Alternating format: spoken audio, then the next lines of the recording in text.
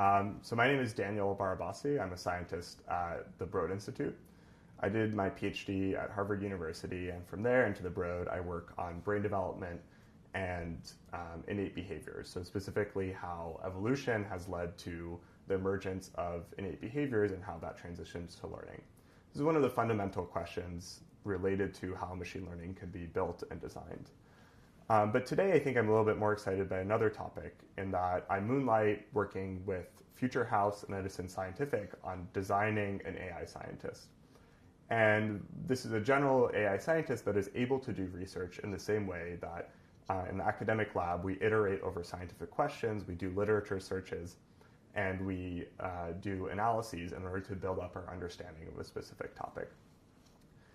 My experience with this has led me to see three different limitations in the design of AI scientists.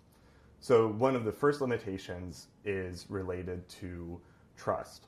So the ability to trust AI systems, and that when we ask them a question that the response we get is true. This is something that has increased in a step function over the last 6 months to a year with newest AI methods first pioneered by Anthropic, but following with many other models related to it. So when we ask a question from a machine learning experiment, we find that we get much more better answers and much more trustable answers day to day. The second one is tempo, and there's a bit of a mismatch here where machine learning systems have become very fast, so they give really fast responses. They're maybe a little bit too slow with collaborative when we're talking to them live. We're coding with them live, but this is something that has also gained a lot of traction recently. And the other part of this is that when we let it explore for a long time, then it generates so many results that it takes actually longer for us humans to understand what's going on there. And this is something that's a back and forth problem that we're looking for solutions for as to how do we iterate in a way where we can understand the science and move forward with it together. But the third part that I'm most interested in is related to taste. And this is important because there's very few scientific questions that are on the order of an experiment that was done here, where a few floors down, Leo Szilard and Enrico Fermi were working on an accelerator, and when they had a discovery, Szilard ran to the phone and he called up his friend von Neumann and said, "Megtaláltuk a neutront," or "We found the neutron." Very few scientific studies are on this level where we have such a clear foundational discovery that then changes the way that we understand science.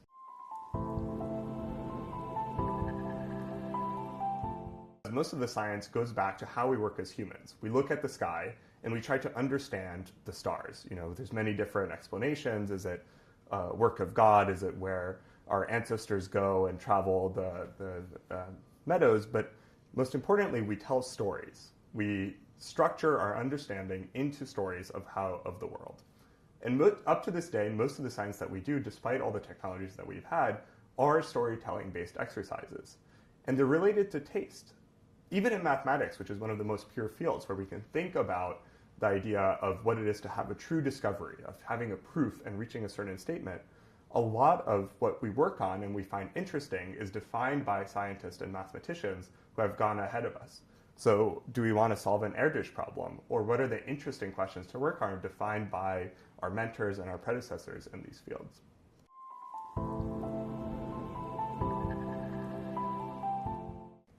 And so a lot of how we're going forward is related to taste. And for some reason, AI systems have not been able to capture this in a meaningful way. And the role of the human seems to be as a taste generator within the AI scientist experience, or in many other AI experiences that people are designing. So what we can do now is we can offload a lot of the tasks that we find less interesting to AI scientific systems or just general agentic systems out in the world. And we're able to focus on the concepts and delivering the concepts and iterating over them to develop narratives and stories that we can then bring to audiences faster.